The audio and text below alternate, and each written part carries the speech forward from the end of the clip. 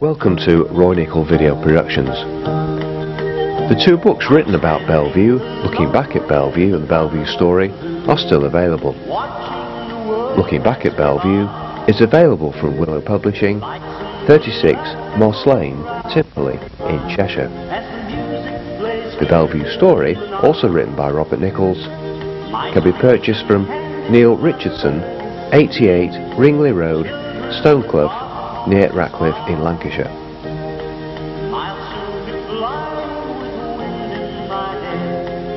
A superb music song cassette, written and produced by Glenn Richards, entitled My Bell Vue, is available from Glenn at 13 Shakespeare Road, Bredbury, Stockport. Telephone number 0161 494 9049.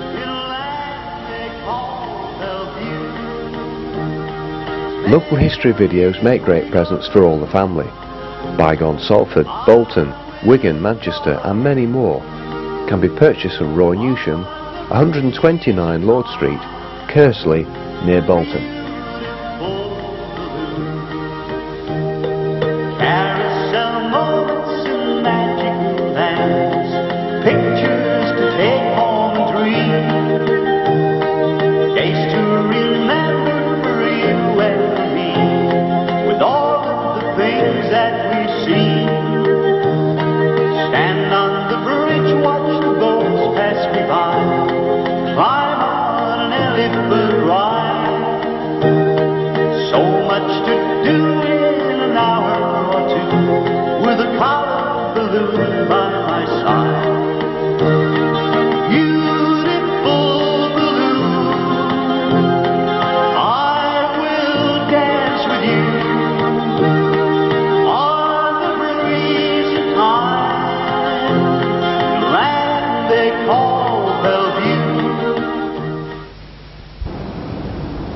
Hello there and welcome to the programme. Now, one would have thought after 146 years of Manchester's history to be a little bit more to show you of the Bell Vue Zoological Gardens these days than just a few bits of rubble and ash from the floor of what was once the famous King's Hall, which is where I'm standing now. Well, happily you, the public at large, have come forward once again with your own memories, stories and of course cine-film of the old complex to enable us once again to enjoy the history, some of the history of the Bell Vue Zoological Gardens.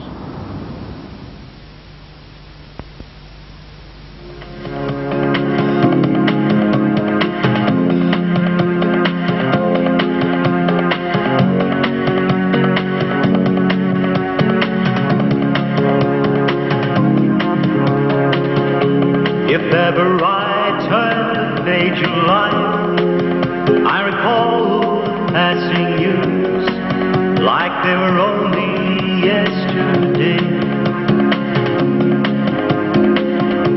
Whenever I get the time to breathe, I recall the memories, the days of yesteryear. So many a memory fades to the corners of my mind. I can always recall this place, the ties of fun.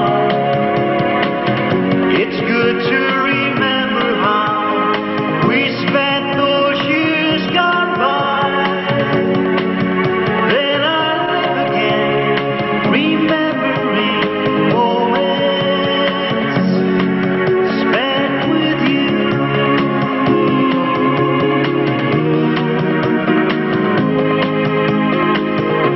Whenever I feel the need to leave the present for the past, I return into my mind.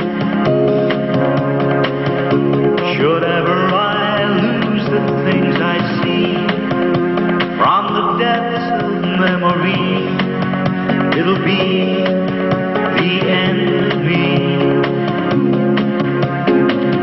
So many a memory fades to the corners of my mind. I can always recall this place, the ties of fun. It's good to remember how we spent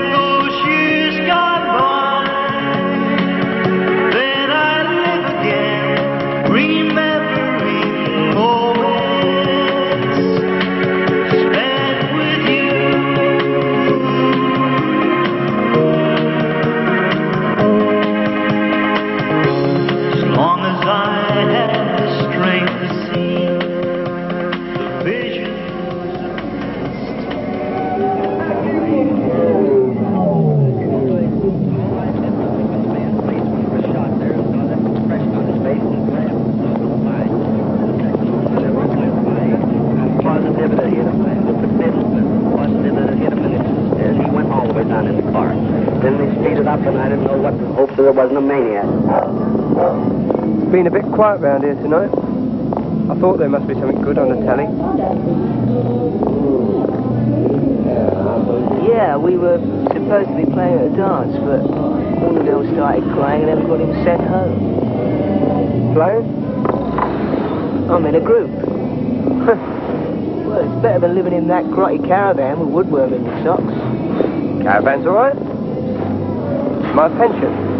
What do you mean?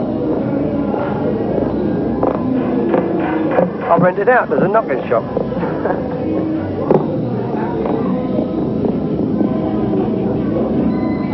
Mike, want to join us? We need a road manager. I've got a good job here. Yeah, but you'll never make a million, never get rich. No. I'm not smart like you. You'd like the life, all the money, the birds. Like tonight, eh? Robert, we had a brief glimpse there as to what Bell Vue looked like in the 20th century, but what did it all look like 100 years or so before that? Well, we got a good idea from having a look at the 1895 guidebook, which has this wonderful panoramic layout of Bell Vue.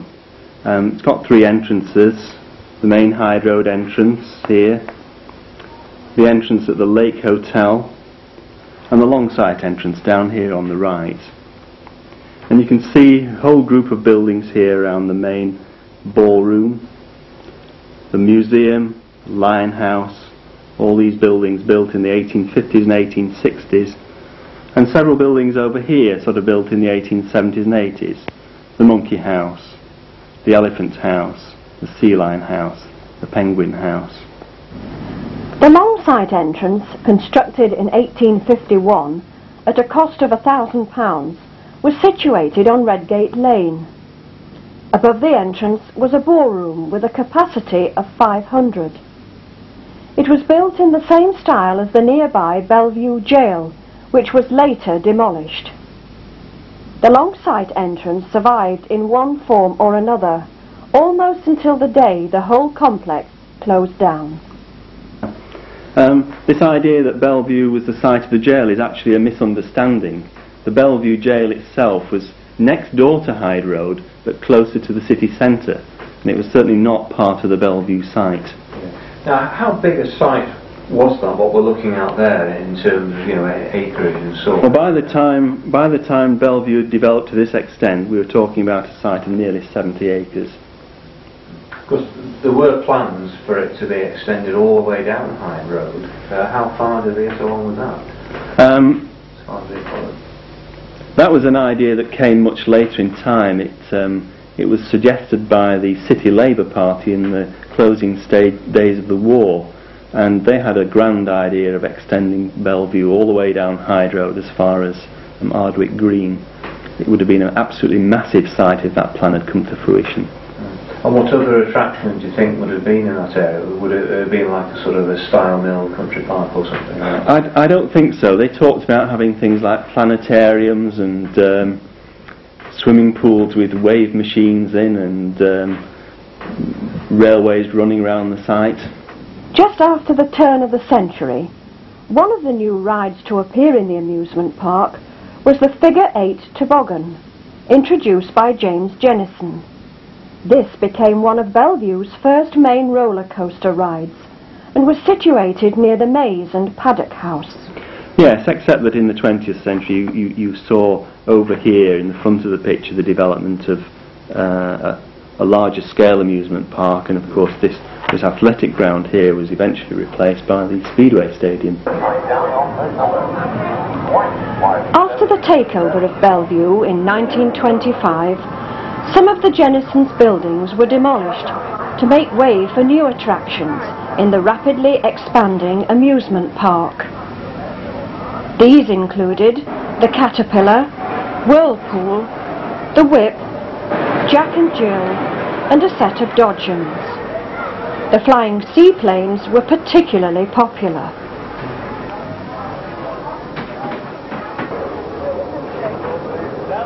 The miniature railway first appeared at Bell Vue at Whitsuntide in 1928.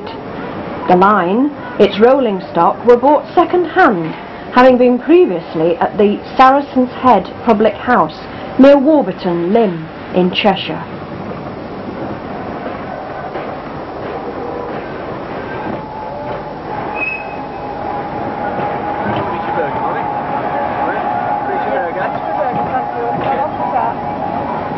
Additional track work was added to the Parkside station, next to the King's Hall, enabling 2 trains to be run for a while.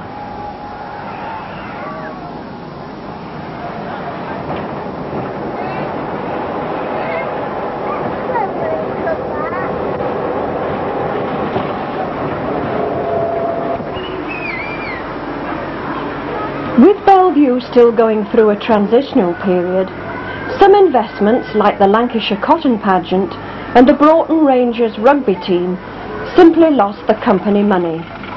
But Bell Vue was still a great day out for its millions of visitors.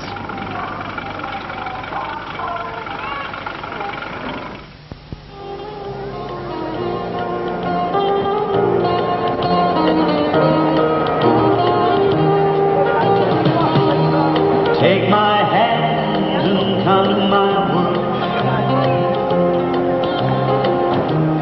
for the autumn leaves can dry.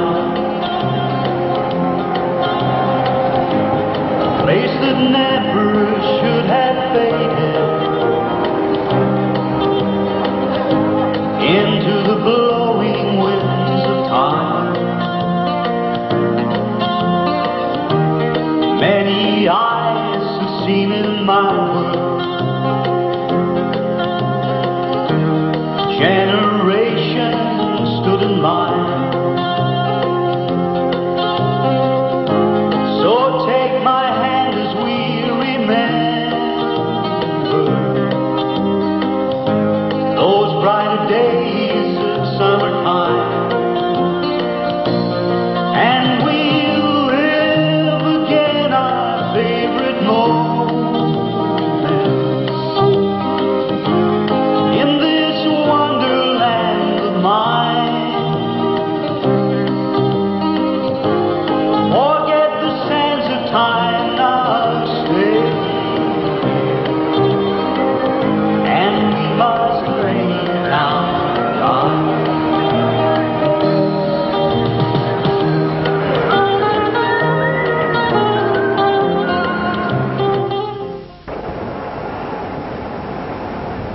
During the Second World War, the stadium was often used for displays and marching events, like this one portrayed on this abstract from a film made by the RAF Film Unit in 1944.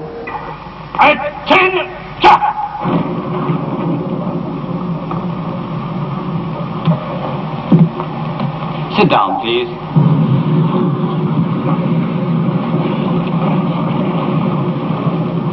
Firstly, I want to welcome you to the Royal Air Force.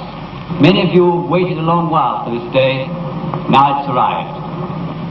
The training you will receive will be the best that human science and ingenuity can make it. You'll only be at this centre for a few days, but those days will be devoted to the first requisite of flying training. Later that year, an official US Army Forces band made a visit to Manchester, including a concert at the King's Hall. The famous King's Hall at Bell Vue Park in Manchester, the home of the great Halley Orchestra, was the scene of one of the American band's most spectacular performances. Crowds thronged the huge auditorium for the concert. As we join the afternoon concert at King's Hall, Sergeant Victor Babin, talented Russo-American pianist, is about to give his rendition of Mendelssohn's Capriccio Brillante.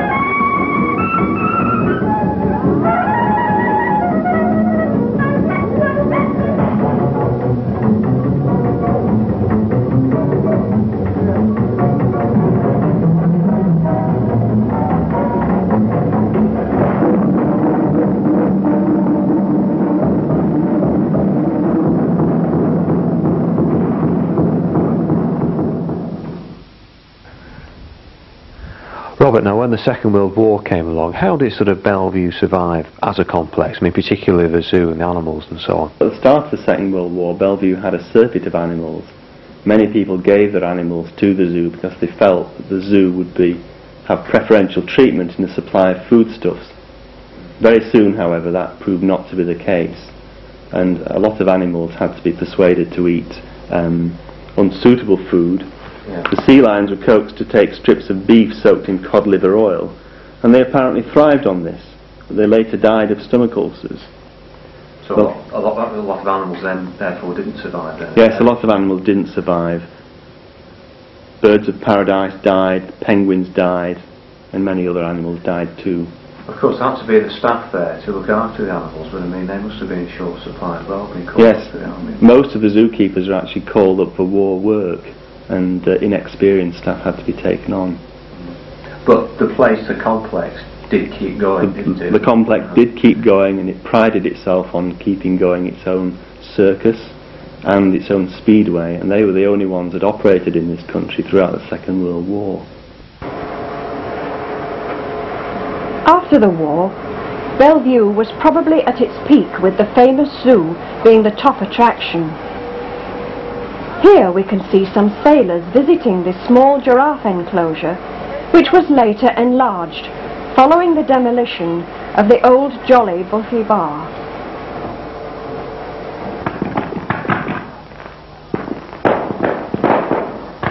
Bell Vue's famous firework displays were resumed in 1946 on the central island of the small lake. Unlike the pre-war displays, they no longer used a vast army of actors to reenact some battle scene from history.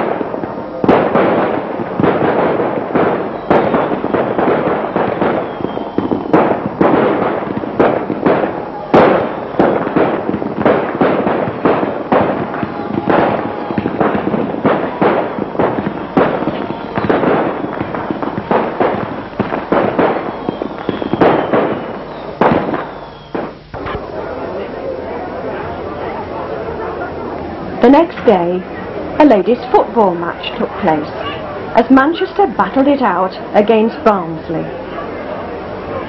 4 players were booked and 2 sent off in a fiery encounter.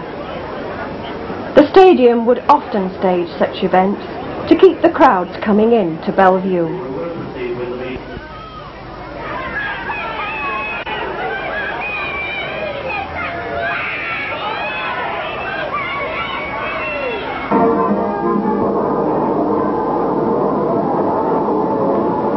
The Bell Vue Circus was also extremely popular under legendary ringmaster George Lockhart. This circus show was filmed by the Mancunian Studios in 1947.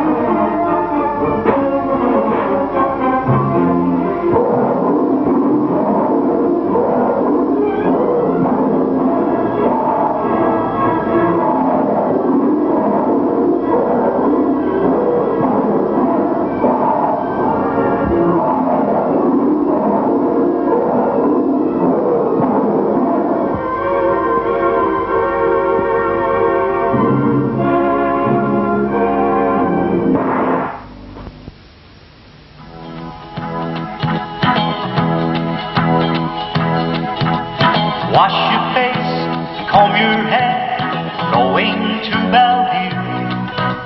I made a picnic in a bag, enough for me and you. Catching number 53 stops outside the gate.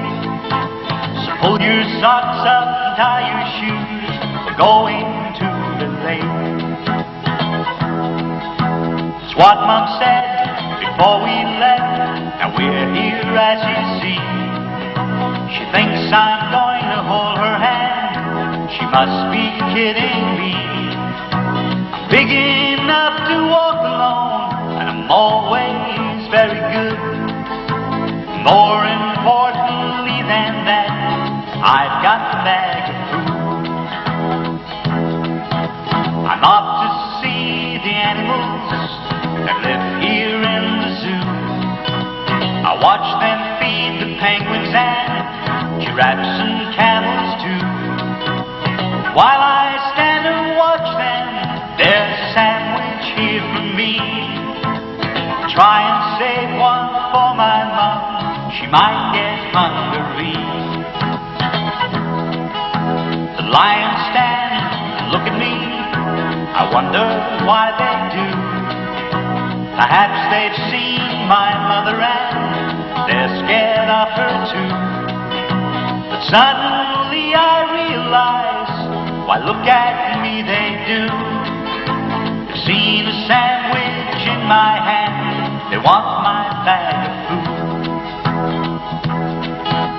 I'm off to see the monkeys, the apes and think I'll have a sandwich first, in case they've not had tea. It's not that I don't want to share, you know I'm always good, but I bet my mom's getting hungry to like good picnic food. I think I'll buy a drink of milk. How much will it cost?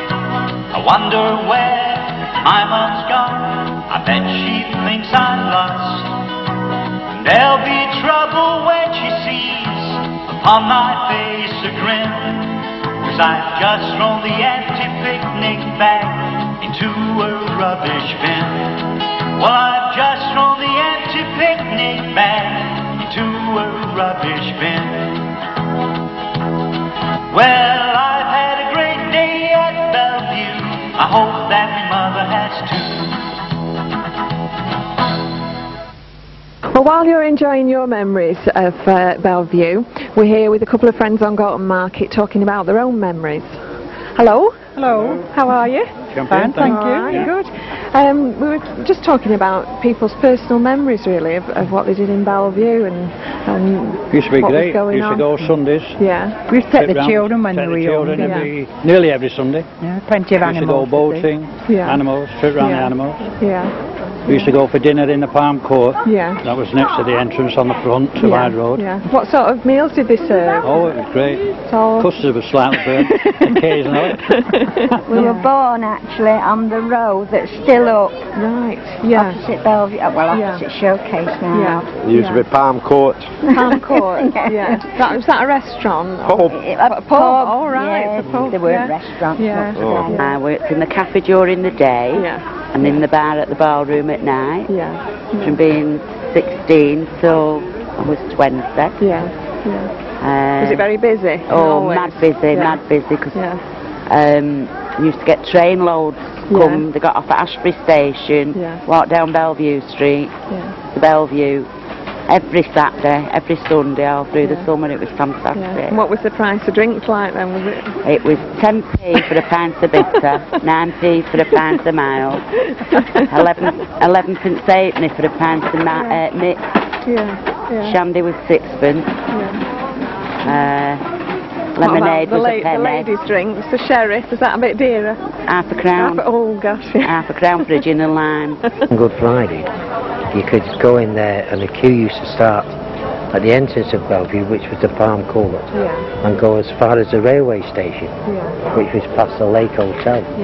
You know, and there was, once you got on that stall, there was no way you could come off, because you couldn't even get through the crowds. There was that many. The pin between us, would you? But the morning after, on the Good Friday, on the Saturday morning, you see loads of kids, and they'd all be under the bobs. And what they was doing was looking for the 2 bobs and the half crowns that had dropped out the pocket. There's plenty of them. And you could get a jug of tea at Mrs. Martin's and the various streets, but they had a good canteen. We used to say they used to eat the dead lions, but I don't know it's true. I don't think I don't think that was and true. I remember on the dart stall when all the children used to come on the dart stall, and they used to give them coconuts. And if they didn't win, they used to go. I said, "Oh, they're not going to go away with anything." So I used to give them a coconut every time, even if they won or not. Give them a coconut each. And the Bell Vue manager came along to the stall later on, Mr. Sharples, Ken Sharples, and he said, "Pat," I said, "Yes." He said, "Please don't give the children any more coconuts." He said they're taking them up to the monkey house and throwing them out. And he said, and they're knocking them out. He said, "Don't give any more coconuts." Yeah, the monkey ram. All the monkeys used to run loose. It was the Wall of Death, I remember that. What was that? It was like a round tub. Yeah. You know, I mean, like a, say 40 foot high, and it was all lined with timber, and there was motorbikes inside it, and they was going round and round on the horizontal, and travelling up and down the wall. Wall of Death, you see. Well, they had all the fireworks. Fish and chips in Bell Vue was 6p in 1950. Scratchings, if you wanted them on top of your fish, you got them for nothing. So some people used to just go and ask for scratchings when they'd had a day out and they'd no money left. We had the bobs that went for years and years and years. It was the best thing going. It was better than Blackpool and the scenic railway. Oh yeah, Bell Vue. It being quite sedate, a scenic railway, but apparently it was. Oh, it was brilliant, brilliant, as well. Brilliant, absolutely brilliant. Yeah, I've had some good times in Bell Vue. You couldn't afford to go to Blackpool, you went to Bell Vue. You couldn't afford to go in Bell Vue. What you used to do, you used to wait while all these crowds were going in, and you went in with them. You know, you just went in as though you was one of the party. Oh, in the fair. I suppose they did when I was a child, because I mean, I've always gone when I was a child. Oh, aye, the dobby horses. And the Delta Skelter and the figure 8. Oh, yes. There was a caterpillar. Do you remember that one? Oh, well, yes. The ghost train. Oh, there's that figure 8 that used to go down. Well, I used to like that. Well, being a child, I used to have a lot of pleasure in things like that, didn't you? So, it's all gone now. What have we got now? Bricks and mortar. That's replaced all of it. They're just building all the time. Entertainment there in Bell Vue. And the wrestling, the dancing, for the full day. Because that's where Jimmy Savile started. Well, he started in Manchester, didn't he? Was it the Plaza? No, it was the Plaza upstairs. Then he went to Bell Vue, Jimmy Savile. Jimmy Savile, And then he started Have the animals or any...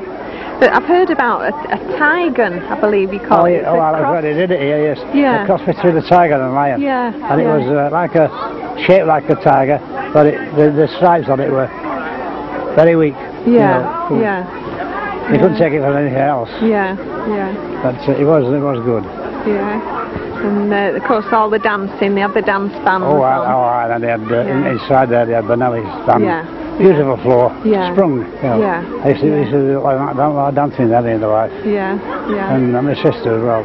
But it's a wonderful floor. You move with it. The floor seems to move with you. It was terrific.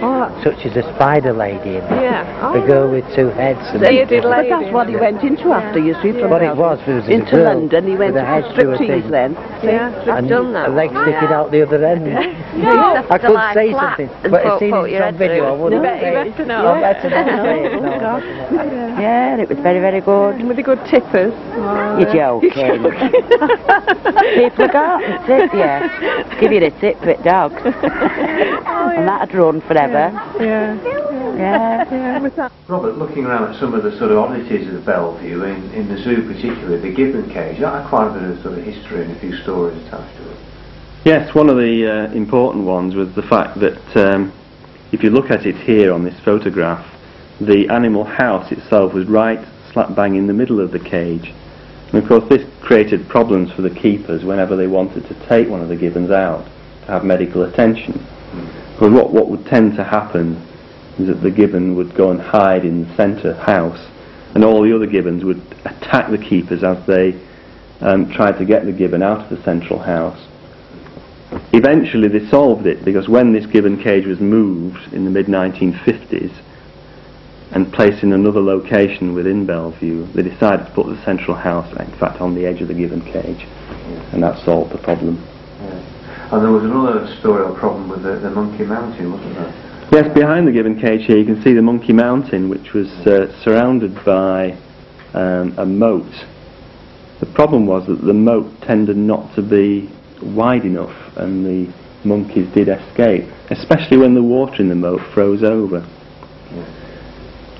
The Bell Vue people actually solved this problem by one year when 2 animals were escaping.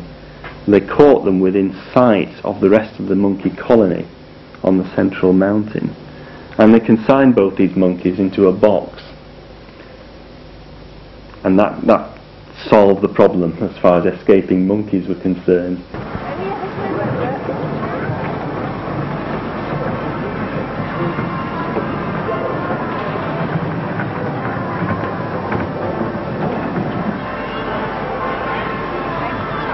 There were many changes to the site in the 1950s as Bell Vue continued to be modernised. The new Monkey-Rama display in the amusement park. New exhibitions were built and improvements to the King's Hall were also carried out. along with the children's zoo with the ruminant enclosures. The monkey house was also revamped.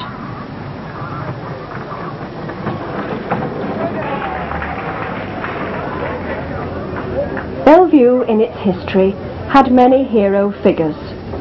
One of them was Jack Pye, who was the king of wrestling during the late 1940s and the early 1950s. Here we see Pye in action during a training routine filmed in a local gym. Fair fight, quality punching, and no interference in the ropes. When I say break, break. And when I say go back to your corners, back to your corners. Come out fighting.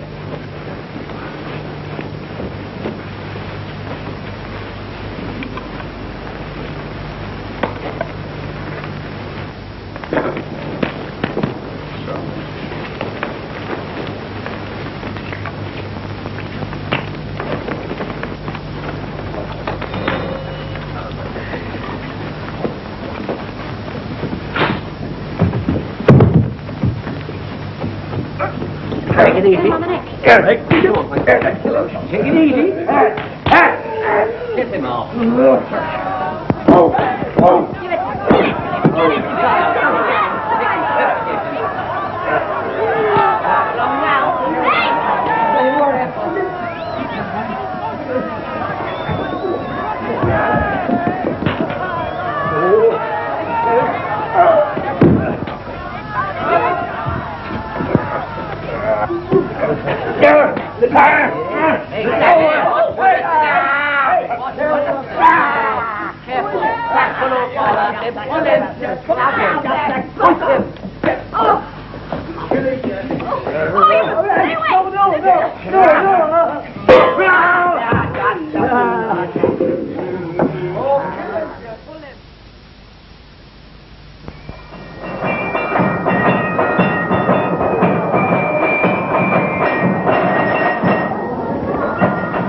One of the key marching band displays around Manchester were often performed by the Church Lads and Girls Brigade.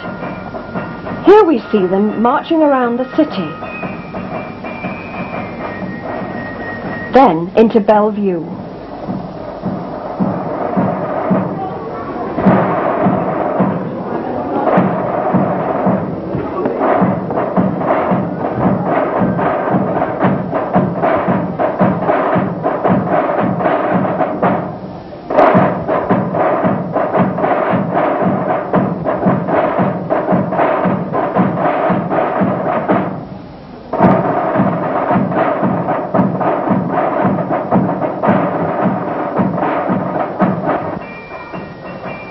On this day, the 20th of June, the girls and boys parade at a regimental review.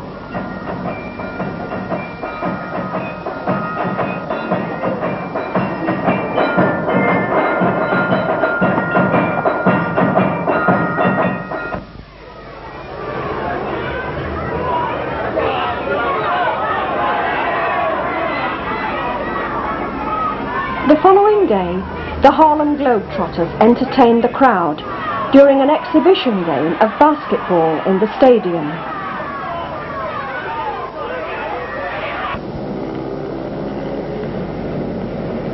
Bell Vue prepares for another day. The circus performers rehearse their acts in the stadium on a hot and sunny afternoon. Stan Ogden of Coronation Street has a look too.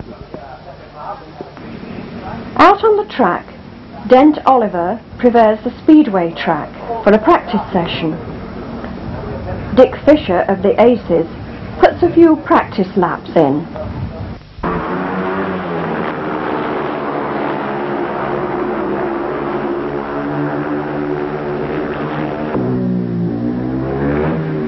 Fisher, although out of form, was selected for this England side as they met Russian in a team match, a meeting that England won.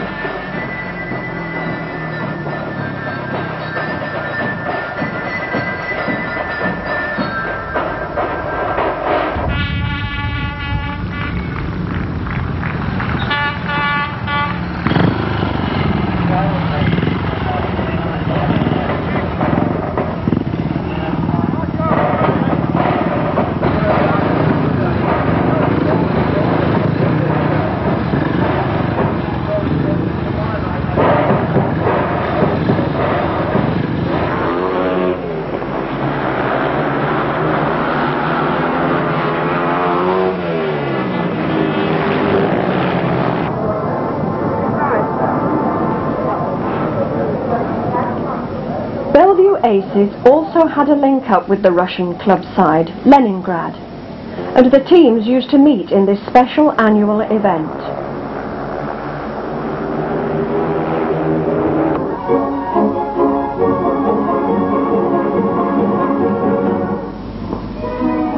Meanwhile, over in the King's Hall, the circus continued to be popular, right up until its last performance in 1981. This show was still under the control of George Lockhart, and the circus was always a top attraction, especially during the early 1960s.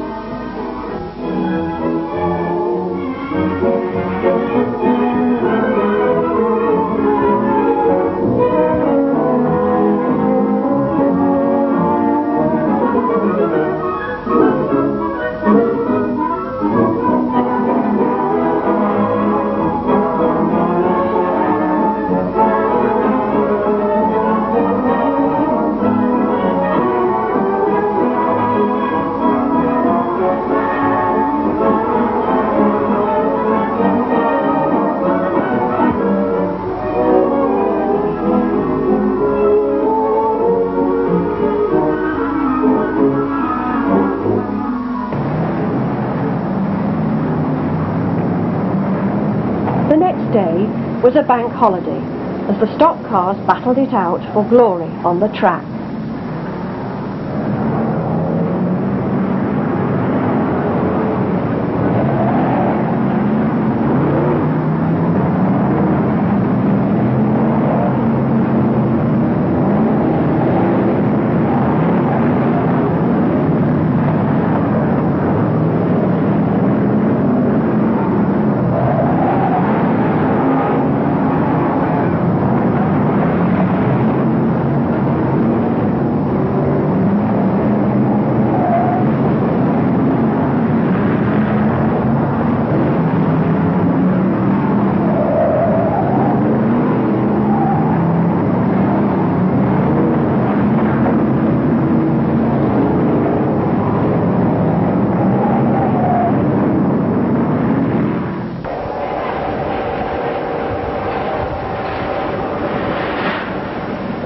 The 1960s started off reasonably well for the Bell Vue Gardens, with increasing attendances resulting from the continued investment by the new owners since 1956.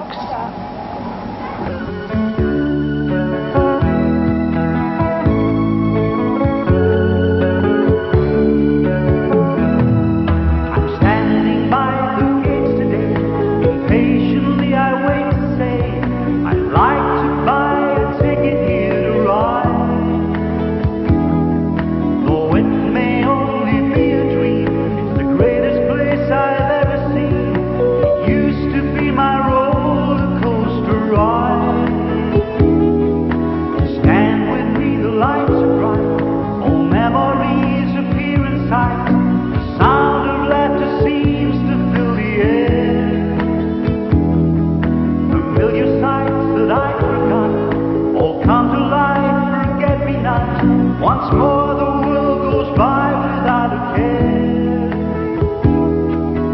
Here I stand within a land to see with you. I remember once again the lights of my Bell Vue, the laughter and the smiling eyes, the wonder that was you. Thanks for all those memories, Bell Vue. Yes, I remember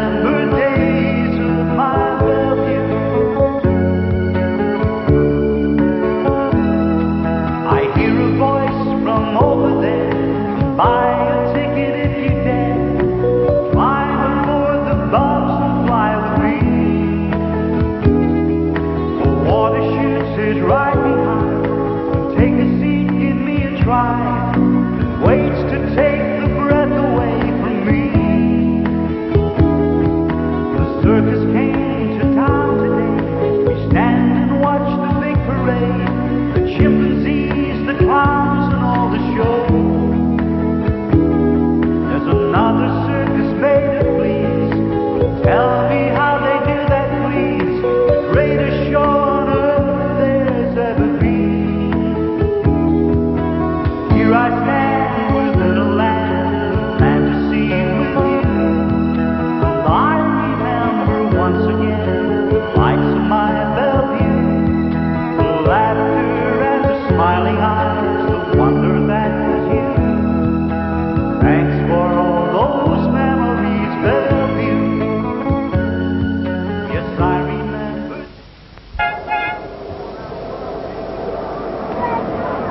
attractions were still being introduced.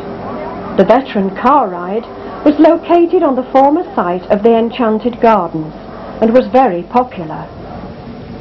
The track cost £500 to install, and the 5 Model T Fords cost some £375 each. Each of the cars had an appropriate registration plate, some reflecting the neighbouring zoo.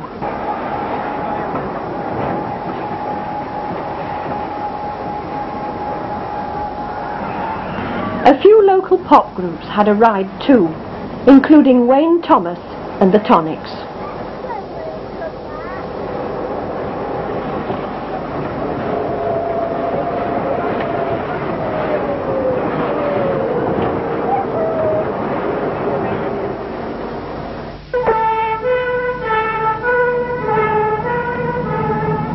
Bell Vue Gardens saw a number of huge fires during the 1950s and 1960s. This fire in October 1963 destroyed the House of Nonsense and 3 adjoining buildings. By a miracle, this was captured on film by a visitor.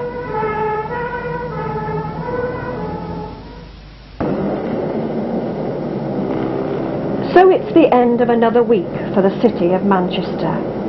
It's Friday, it's 5 o'clock, and the arduous journey to and from work has come to an end.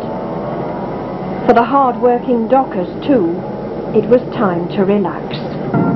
Well, here we are, Manchester Docks. We'll start discharging here tonight. Well, right on time, eh, Harry boy? Yep. Be out on the bright lights of Manchester tonight.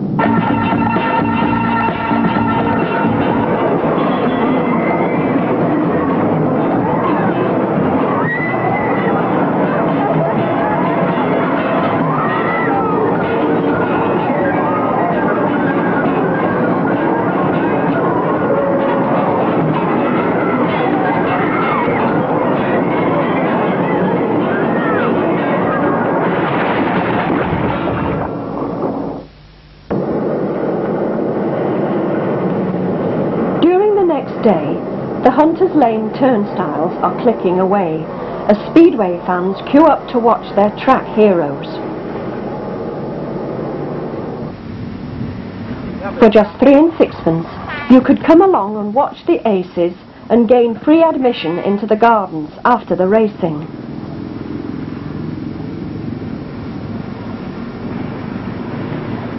Speedway was then enjoying something of a revival with the amalgamation of the national and provincial leagues, forming the new British League. Crowds were flocking back to Speedway in their thousands.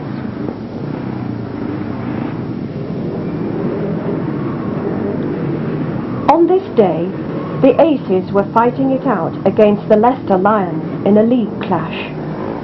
The Aces team included household names like Tommy Roper, Norman Nevitt, Cyril Maidment and Sandor Levi.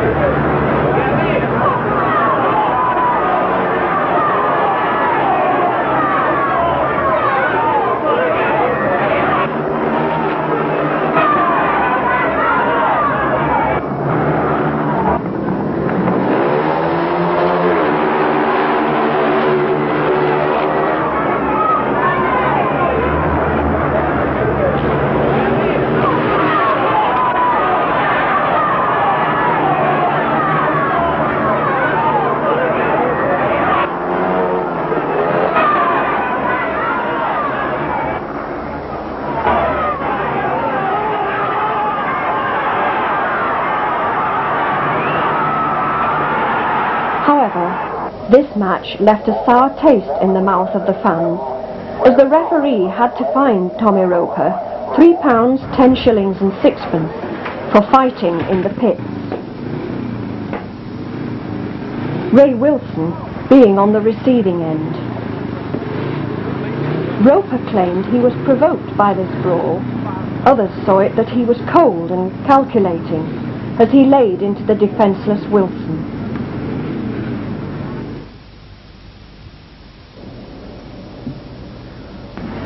And now for more of your memories.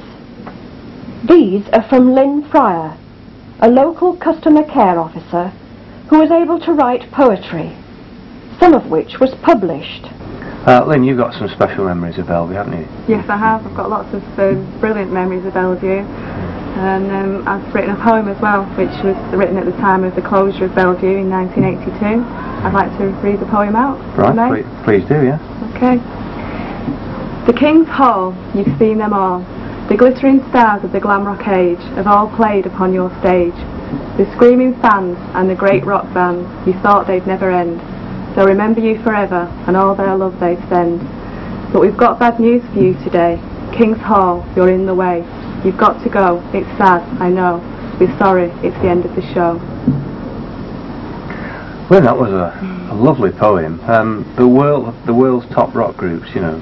So what groups were we talking about then in those days? Well, we talked about Gary Glitter, which was my favourite. He played there twice in 1973, 1974. Yeah. T-Rex played there, the Basie Tyrollers, and all these glam rock stars played there. I can't remember who played there, but everybody must have played there at the time. And the Osmonds played there. They came over from America and they toured there and played in 1973. Yeah. It was full house. Yeah.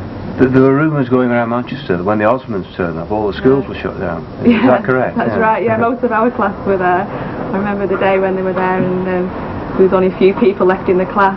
Yeah. everybody was there, yeah. What was so special about some of these groups, about the Osmonds particularly, you know, they seemed to be really popular. Yeah, like Osmond Mania, wasn't there? Oh yeah, Osmond Mania. All sorts of mania going on there, yeah. Everyone played at the King's Hall. And everyone remembers the King's Hall, like all the glam rock stars. They've always got fond memories of Bell Vue. They all remember it. You know, it's such a great building, and everyone remembers the place. You know, like the fun fair and all that. Yeah, I mean you've got some family film of the Osmonds, which is quite remarkable, with fans fainting and problems at the turnstiles and so on. I mean they were very popular, packed out, weren't they? Oh yeah, yeah, they were. Yeah. Right, well let's have a look at some family film in a moment. Okay.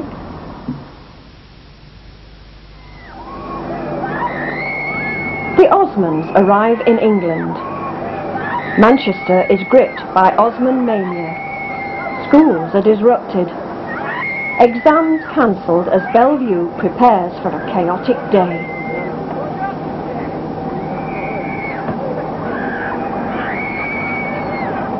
Bell Vue in the 1960s and 1970s was an established stopping point on the UK's entertainment circuit, with many rock and pop concerts taking place in either the new Elizabethan suite or the King's Hall. But on this day, things are getting out of hand behind the scenes.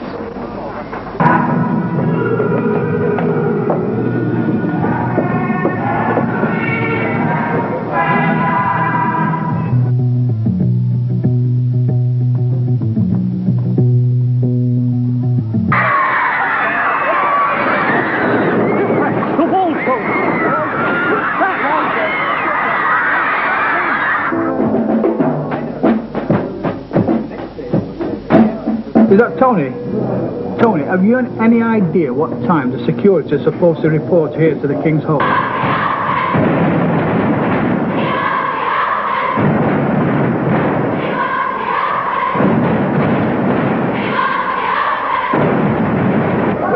put some posters over here. Get them now while they last. They're going fast as the gas. Unless you have the right change. You don't make any change. I have no change.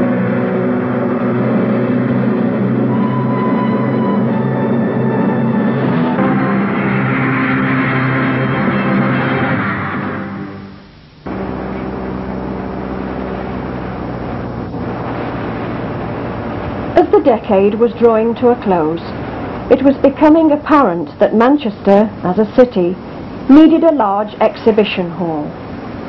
The decision as where to build this, either in Bell Vue or the old central station, was a crucial moment in the garden's history. In the late 60s, of course, there was the question as to whether there should be a large exhibition hall in Bell Vue or possibly elsewhere. What are your views on that? Well, the corporation wanted a bigger exhibition hall for Manchester.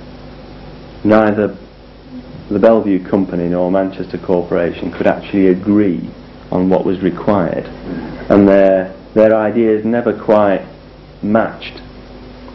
And eventually the issue became a bit of a political hot potato, with the Conservatives in favour of developing Bell Vue and the Labour Party being opposed to it. And the Labour Party, when Central Station closed in 1969, eventually decided that that's where the large-scale exhibition facilities for Manchester should be located. Of course, it took another 15 years for that idea to be actually put into practice when GMEX was opened in the 1980s. The GMEX Centre, as we know it today, could so easily have been built on the Bell Vue site and may well have survived into the next millennium. Of course, it's quite possible that if a large exhibition hall had been built at Bell Vue, the chances of it surviving would have been that much greater.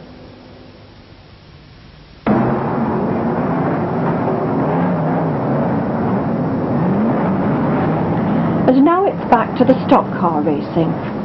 The Hyde Road Stadium was an ideal venue, and many of the World Championship finals took place here, often in front of a 25,000 capacity crowd.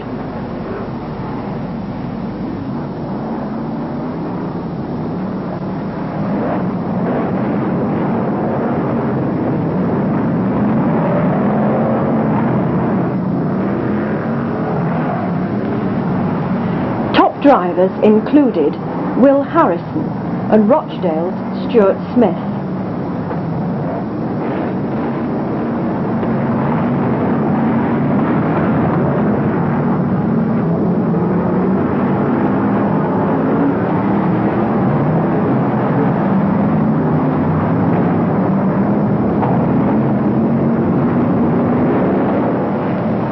Occasionally, the odd speedway rider would have a go. Here we have Chris Morton of the Aces.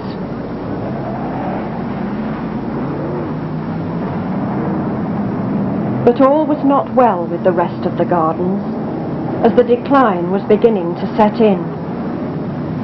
The scenic railway in the background was a shadow of its former glory days. Then along came the zoo closure in 1977, and it appeared there was a mass protest about it, but that wasn't quite the case, was it? Well, of course, the closure of Bell Vue took place over a number of years. The zoo itself closed in 1977, amusement park in 1980, the other facilities in the year or two after that. When the zoo itself closed, there was some protest, but it was comparatively muted. There were some proposals to form a zoological society to take over the zoo, but nothing really came of this. When the proposal came in 1980 to close the entirety of Bell Vue, there was quite a substantial protest. A couple of action groups were formed, one of which was essentially to form another development company to take over the site and reopen it in some form or another. Eventually, a 50,000 name petition was put forward and referred to the local authorities. However, it all came to naught.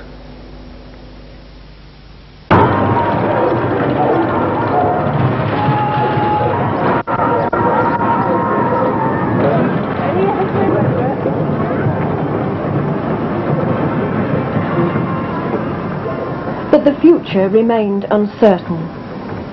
Despite this, world records were still being achieved, including a remarkable story from the water chute ride.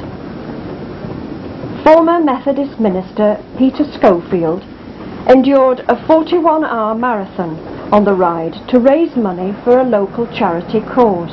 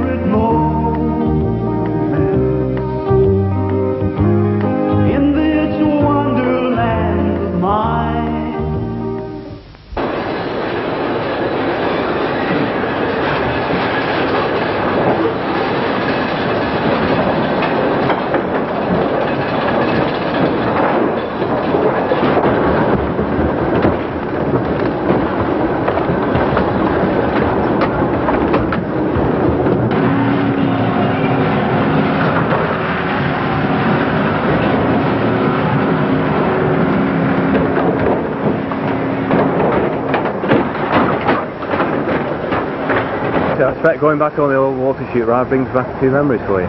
Yes, it's nearly 20 years now since I broke the record, and this is really the first time that I've been on one since. And has the ride changed very much now it's here at Blackpool, of course? It's very, very similar. One thing that I did notice is that they had the safety bar. They have an extra safety bar in there, which really rests against your stomach. And, you know, I think you feel a lot safer, really. And also, they now have a break at the end of the ride. At Bell Vue, they tended not to do that, but you rumble round the corner very quick. Here they slow you down at the bottom, and therefore makes it a little bit easier, I think. Now, this world record attempt, how did it all sort of come about? What was the story behind it? Well, in the early 70s, you know, I came to Manchester in 1972, and my task really was to set up a drug, alcohol-free youth club in the centre of Manchester, just off Piccadilly, at the bottom of the central hall there. And I maybe have 300 or 400 youngsters coming there every week. And one particular evening, and I shall never forget it, on a Friday night there must have been 150, 200 youngsters in there, and this young lady came in and really threw me a challenge. She said, you know, I've got permission from Bell Vue to do the water chute record, and here I am, because you're a minister, we think you're a bit soft and that kind of thing. You know, I've come to challenge you, really. And so the first bout, I think, was about 28 hours. And we called it a draw after that, really. We'd been on it for 28 hours, and neither was going to give in, and we could have gone on for a very long time. So the 40-odd hours, that came afterwards. That Bell Vue rang me up one day and they said, would you like to have another go, really, at the world record? And I needed some money for my church in Hume, and therefore it was a good way of raising money and also, in a way, giving publicity to Bell Vue. Yeah. Now, I've been on the water chute ride myself. I mean, you get fairly wet through on it if you go on it once, but you must have gone on it over 800 times. So how do you go for clothing, for example? Well, very fortunately, and I've forgotten the name of the company now, that they were bringing out a waterproof jacket, and they wanted us to test it, really. And they gave me this blue jacket that tightened everywhere, and really was an excellent piece of equipment. I've only thrown it away about 2 years ago, something like that, because I've used it many, many times, and you know, it was a good thing. Yeah. Now, of course, you've done parachute jumping, and you've walked across the country from John O'Groats to Land's End.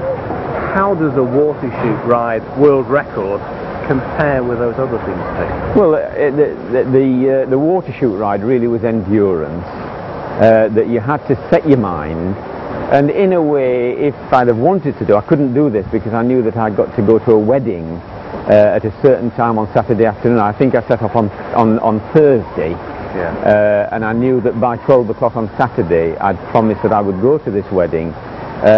Maybe I could have gone on, but it was endurance, really, staying awake, and I just thank God for people who came just to cheer me on a little bit, and that was it. But the parachute jump was the most frightening thing I've ever done in my life. Yeah. To get out into the air, you know, and let that air blow against your face, and then to jump back into nowhere, that was really frightening.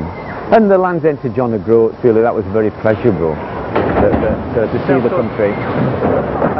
We're here in a water chute ride, clatter underneath us here. Yeah. I mean, to go on that ride for 41 hours, I mean, how did it affect you afterwards? What sort of state were you in, and how do you go for work and so on? Well, you know, that I've had a new heart transplant. I'm not saying that was the reason for it, but according to the doctors, that we're on a kind of a swivel, and therefore, you know, my body would react.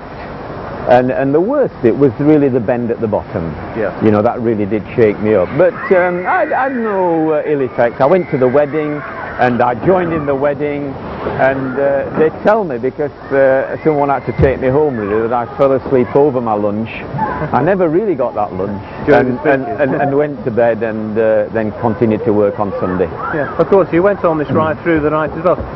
Two nights. Yeah. Was it impossible to go to sleep on the Impossible, yeah, no good. That your mind had to be alert, And I suppose because I'm a workaholic, I had time to do a lot of thinking, but to spend Thursday night and Friday night, you know, on that, I suppose when you're nearly 60 you look back and you think, well, you know, I've done it, and would I do it again if I could throw life again? Yeah. But it was good fun, and sometimes in life, you know, we have to have these things, and some people might say it was an ego trip. Other people thought that it was a challenge. The main reason I did it really was to raise money for a luncheon club in Hume, or it would have closed down. Have you got any plans now, Peter, you know, 10 years to break any more world records? I don't know what the heart transplant record is. I think there is a man who has lived maybe to had it for 17, 18, 19 years. Yeah. And I suppose, and this would be silly of me, but they did say in the beginning that it would last 10 years. I've had my heart 9 years now, and I would really like to break the record for heart transplants. You know, that I would like to live until I'm 160 or something like that.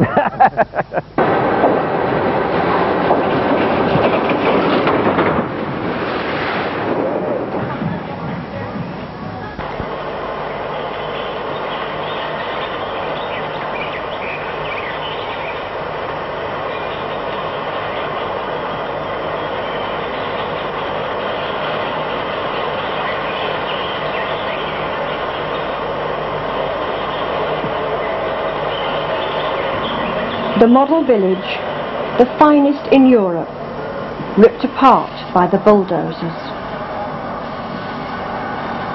The dance halls, the King's Hall, reduced to rubble. The animal enclosures, the zoo, gone forever. The famous stadium, its history, the great events, great matches, nothing more now than nostalgia.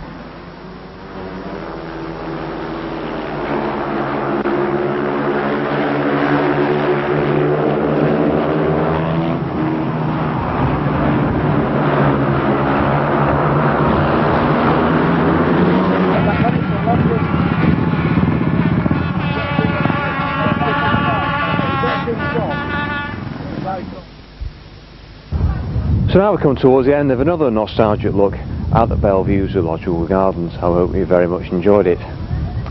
Now, one or two rumours circulating around council corridors that we could have a new permanent amusement park built possibly here in Debdale Park, which is a couple of miles away from the old site. Now, Debdale Park is between about 30 to 40 acres, and it's quite impressive. There's various different leisure activities. There's a sailing club here, boating, yachting. A lot of local schools use the yachting lake here. There's also tennis, pitch and putt, and there's a small animal collection as well. Now, the whole idea, of course, is to bring an amusement park back here to this part of Manchester. Some of the old Bell Vue rides, like the Bobs, the Scenic Railway and the Shoot the Rapids, could be risen from the ashes. Now, whether all this comes off or not remains to be seen, but it's certainly a brave and perhaps emotional response from the council. But one thing's for sure, no matter what's done here, it'll never quite be the same. You see, there'll never be another Bell Vue Gardens.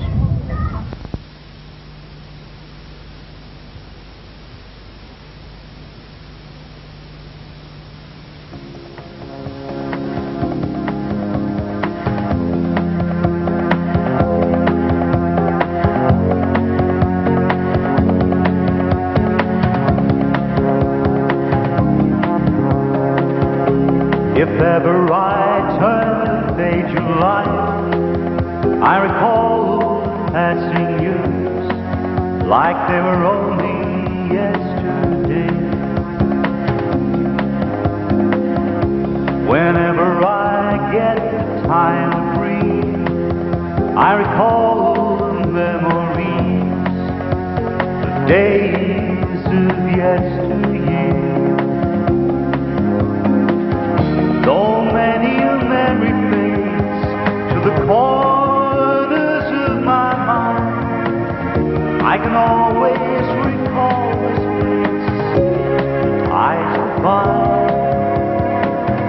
It's good to remember how we spent those years gone by. Then I live again, remembering moments spent with you.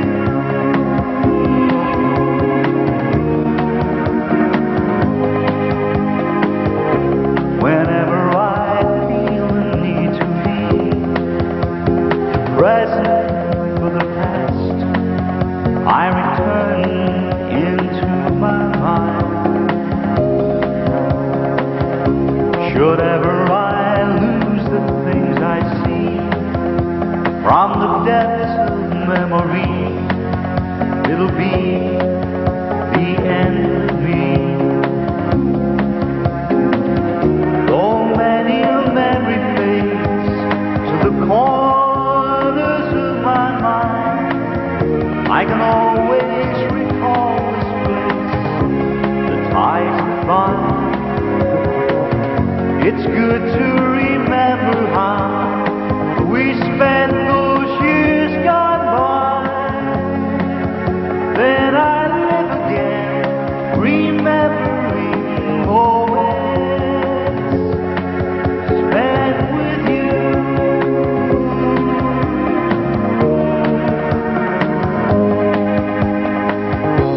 As long as I have the strength to see visions of the past, the moving pictures show to me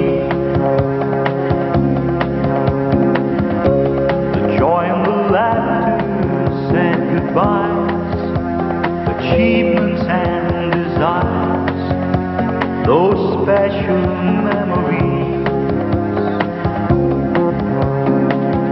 Though many a memory fades to the corners of my mind, I can always recall this place, the ties that bind.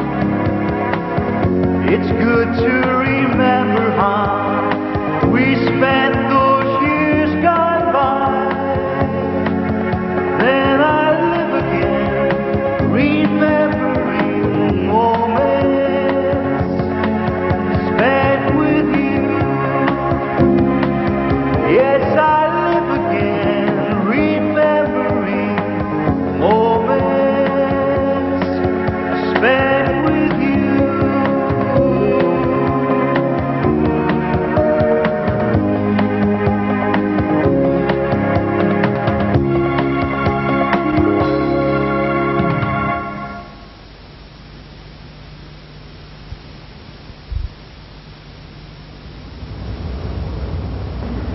Finally, a reminder of the supporting products for our Bell Vue History series.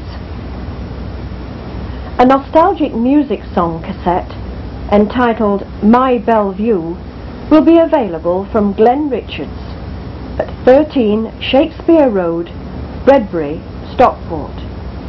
Telephone number 0161 494 9049.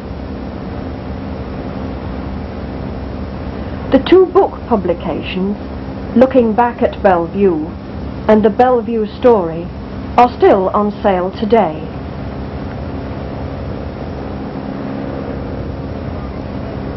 More local history archives are also available from Bygone Films. For a great selection of videos, contact Roy Newsham, 129 Lord Street, Kersley, near Bolton. Telephone number 01204 792 485.